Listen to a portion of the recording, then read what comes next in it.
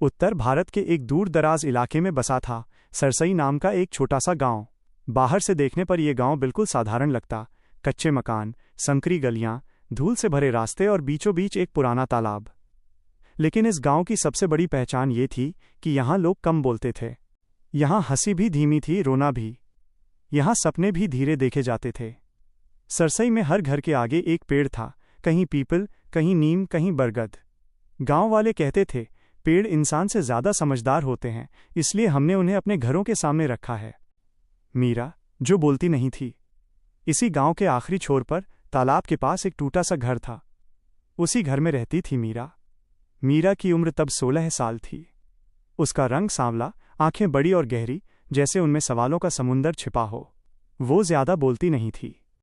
गांव वाले उसे खामोश लड़की कहते थे। मीरा के पिता रघुनाथ कभी गांव के सबसे मेहनती आदमी थे, पर एक दुर्घटना ने उन्हें चारपाई पर ला दिया। माँ सरोज दिन रात दूसरों के घरों में बर्तन मांजती और झाड़ू लगाती ताकि घर का चूल्हा जल सके। मीरा स्कूल जाती, अक्सर खाली पेट, पर उसकी आंखों में पढ़ने की भूख कभी कम नहीं हुई। तालाब और पत्थर। हर शाम मीरा तालाब के किनारे एक चपटे पत्थर पर बैठती। तालाब उससे कुछ नहीं पूछता था, बस सुनता था। मीरा मन ही मन उससे बातें करती। क्या मैं भी कभी इस गांव से बाहर जा पाऊंगी? क्या गरीबी हमेशा साथ रहती है?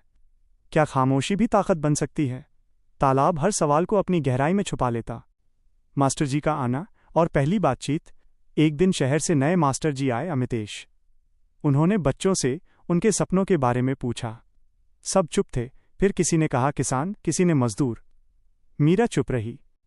एक दिन स्कूल के बाद मास्टर जी ने उसे रोका। तुम हमेशा चुप क्यों रहती हो? मीरा ने पहली बार किसी बाहरी से नजर मिलाई और धीरे से बोली, क्योंकि मेरी बातें कोई सुनता नहीं। मास्टर जी मुस्कुराए। अगर सुनने वाला मिल जाए? संघर्ष और परीक्षा। उस रात जब पिता की तबीयत बिगड़ी और घर में दवा के पैसे नहीं थे, मीरा तालाब के किनारे जोर से रोई। उसने ठान लिया कि अब पढ़ना ही होगा। उसने मास्टर जी से मदद मांगी। मास्टर जी ने किताबें दी और कहा, पैसा नहीं है तो भी पढ़ाई नहीं रुकेगी। गांव वाले ताने देते कि लड़की पढ़ लिख कर क्या करेगी, पर मीरा की खामोशी अब उसका जवाब बन चुकी थी। उसने जिले की परीक्षा दी और जब परिणाम आया तो मीरा पूरे जिले में प्रथम थी। पूरा गांव सन्न रह गया। टूटना और संभलना। सफलता के बीच ही पिता रघुनाथ का साया सिर से उठ गया। मातम के बीच मीरा फिर तालाब के पास गई, पर इस बार वो रोई नहीं। उसने खुद से कहा, अब रुकना नहीं है। शहर की दुनिया और वापसी। छात्रवृत्ति पाकर मीरा शहर गई। वहां की भागदौड़ भरी दुनिया में खामोशी को कमजोरी माना जाता था। मीरा कई बार टूटी, अपमानित हुई, पर उसने खुद को याद दिलाया, मेरी जड़ें गहरी हैं। डिग्री हासिल करने के बाद मीरा शहर की चकाचौंध छोड़ वापस सरसई लौटी। तालाब वही था, पत्थर वही था, पर मीरा बदल चुकी थी। उसने तालाब के पास एक स्कूल खोला, जिसका नाम रखा खामोशी की पाठशाला। अंत नहीं, शुरुआत। अब बच्चे उससे पूछते, मैडम, डर क्या होता है? मीरा मुस्कुराकर कहती, जो सपनों को रोक दे, और ताकत, जो खामोशी में भी बोल सके। शाम को वो आज भी तालाब के पास बैठती है। वो जानती है कि उसकी कहानी सिर्फ उसकी नहीं, बल्कि हर उस इंसान की है जो चुप रहता है पर हारता नहीं। शब्दों का शोर कम हो तो क्या, संकल्पों की गूंज आसमान तक होनी चाहिए। खामोशी कमजोरी नहीं, गहरी तैयारी है। 2. प्रार्थना सभा, असेंबली हॉल के लिए। अपनी जड़ों पर विश्वास रखो, क्योंकि बरगद का पेड़ बोलने से नहीं, अपनी गहराई से पहचाना जाता है।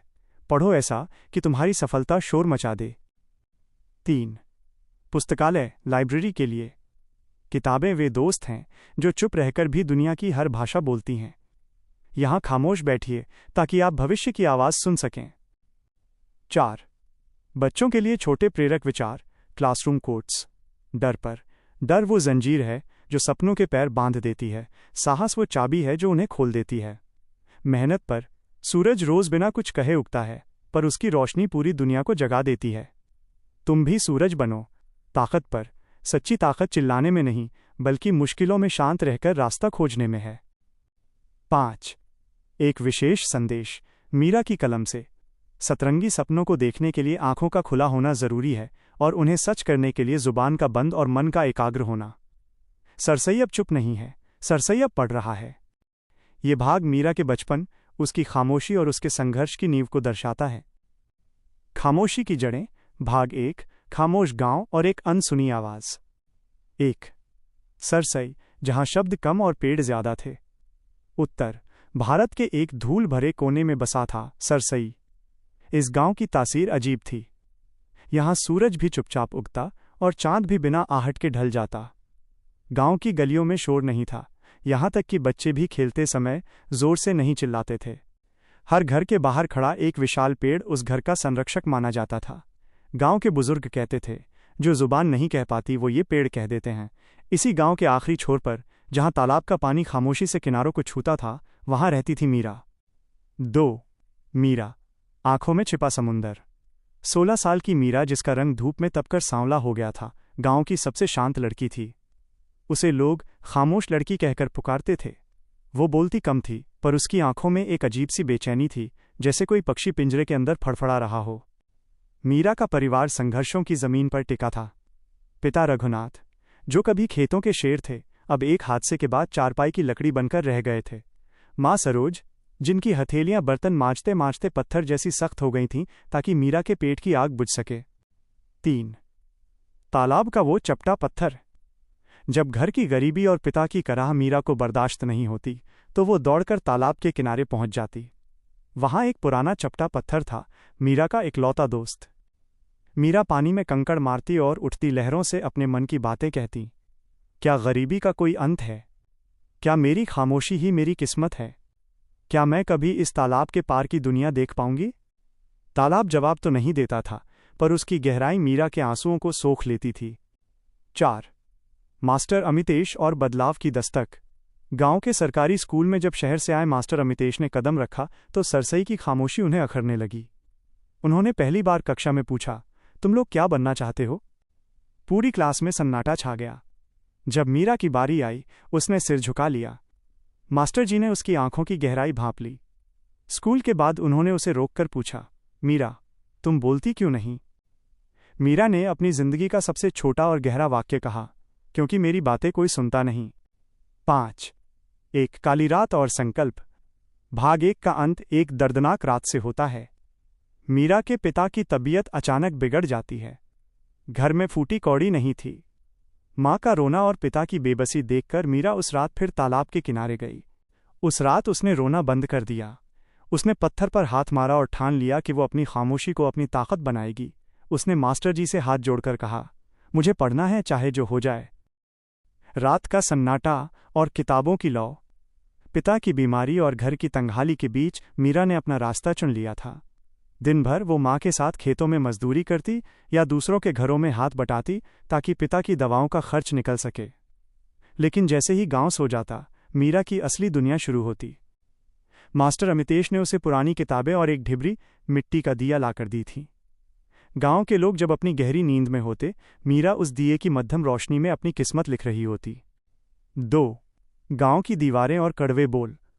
जैसे जैसे मीरा की पढ़ाई की खबर गांव की गलियों में फैली, कानाफूसी शुरू हो गई। पीपल के पेड़ के नीचे बैठे बुजुर्ग कहते, लड़की है, कल को पराए घर जाना है। इतना पढ़ लिख कर क्या कलेक्टर बनेगी? ज्यादा आज़ादी ठीक नहीं, सरसई की रीत बदल रही है ये लड़की। मीरा सब सुनती, पर उसके होंठ सिले रहते। उसने सीख लिया था कि जवाब जुबान से नहीं, नतीजों से दिया जाता है। 3.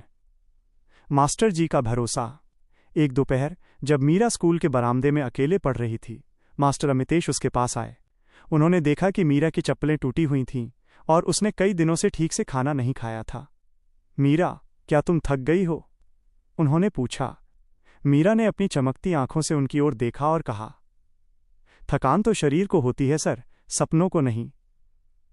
मास्टर जी समझ गए कि सरसई की एक खामोश लड़की एक दिन इतिहास रचेगी। 4. परीक्षा की वह पुरानी चप्पल। जिले की बोर्ड परीक्षा का दिन आ गया। मीरा ने अपनी वही पुरानी घिसी हुई चप्पलें पहनी। उसके पास न तो नया पेन था, न ही शहर जाने के लिए बस का किराया। मास्टर जी ने उसे अपनी पुरानी साइकिल पर बिठाकर शहर के परीक्षा केंद्र तक पहुंचाया। जब वो परीक्षा हॉल में बैठी तो शहर के सजे धजे बच्चों के बीच वो बिल्कुल अलग लग रही थी। पर जैसे ही प्रश्नपत्र सामने आया, मीरा की कलम ऐसे चली जैसे बरसों का बांध टूट गया हो। उसने अपनी सालों की खामोशी उन पन्नों पर उतार दी। 5. जब खामोशी ने शोर मचाया। परिणाम का दिन सरसई के लिए एक साधारण दिन था, पर मीरा के लिए उसकी जिंदगी का सबसे बड़ा मोड़।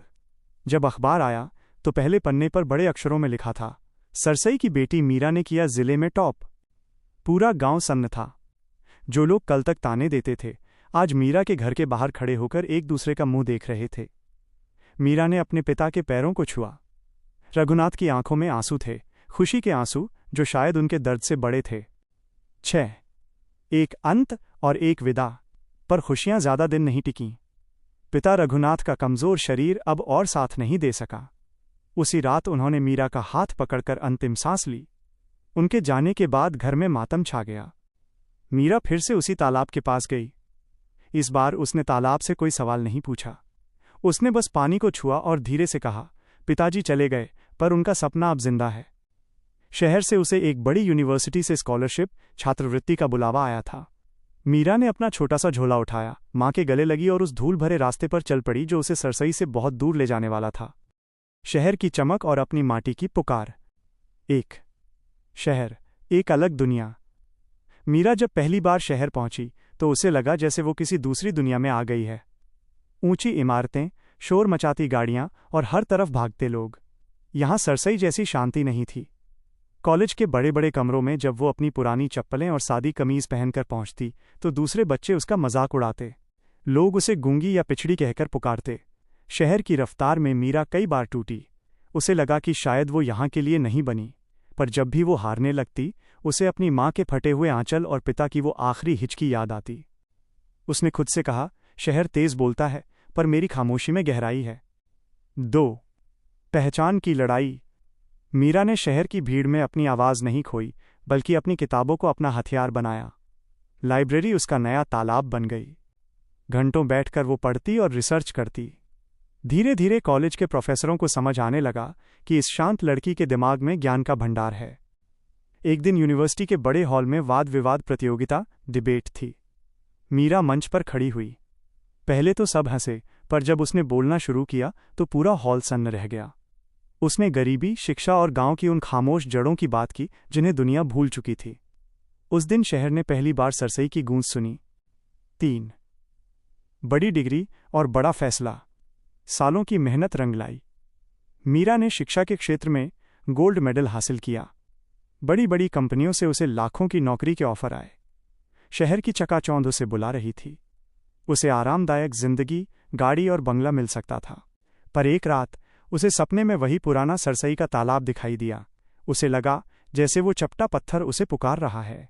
उसे याद आया कि सरसई में आज भी कितनी मीरा हैं जो खामोश हैं क्योंकि उन्हें कोई सुनने वाला नहीं। उसने अपना झोला उठाया और अपनी माँ को पत्र लिखा, माँ, मैं घर आ रही हूँ। 4 सरसई वापसी, एक नई सुबह। जब मीरा गांव लौटी तो वो वही पुरानी मीरा नहीं थी। उसके पास अब आत्मविश्वास का कवच था। गांव वाले हैरान थे कि इतनी बड़ी अफसर बनने के बजाय वो गांव वापस क्यों आई। मीरा सीधे उसी तालाब के पास गई। उसने तालाब के किनारे की जमीन साफ करवाई और वहां ईंटें रखनी शुरू की। उसने किसी से चंदा नहीं मांगा, अपनी सारी स्कॉलरशिप की बचत लगा दी। कुछ ही महीनों में वहां एक सुंदर इमारत खड़ी हुई जिस पर बड़े अक्षरों में लिखा था, खामोशी की पाठशाला। 5 स्कूल के नियम और मीरा का दर्शन। ये स्कूल औरों से अलग था। यहां रट्टा मारना मना था। यहां बच्चों को सिखाया जाता था कि सुनना सीखना, दूसरों के दुख और प्रकृति की आवाज़ सुनना, सवाल पूछना, बिना डरे अपने हक के लिए बोलना, मौन की शक्ति, अपनी ऊर्जा को फालतू की बातों में नहीं बल्कि बड़े लक्ष्यों में लगाना। अमितेश मास्टर जी, जो अब बूढ़े हो चुके थे, मीरा को देखकर रो पड़े। उन्होंने कहा, मीरा, तुमने मेरी सिखाई बात को सार्थक कर दिया। 6 उपसंहार, अंत नहीं, एक शुरुआत। आज सरसई गांव बदल गया है। अब वहां के पेड़ों के नीचे सिर्फ ताश नहीं खेले जाते, बल्कि बच्चे किताबें पढ़ते हैं। शाम को मीरा आज भी उसी तालाब के किनारे बैठती है। हवा चलती है, पानी में लहरें उठती हैं। वो जानती है कि उसकी कहानी सिर्फ उसकी नहीं है, ये हर उस इंसान की है जो संघर्ष की भट्टी में तपता है, जो चुप रहता है पर हारता नहीं। अब जब भी कोई नया बच्चा स्कूल आता है और डर के मारे चुप रहता है, मीरा उसके सिर पर हाथ रखकर मुस्कुराती है और कहती है, बेटा, तुम्हारी खामोशी तुम्हारी कमजोरी नहीं, तुम्हारी सबसे बड़ी ताकत बनने वाली है।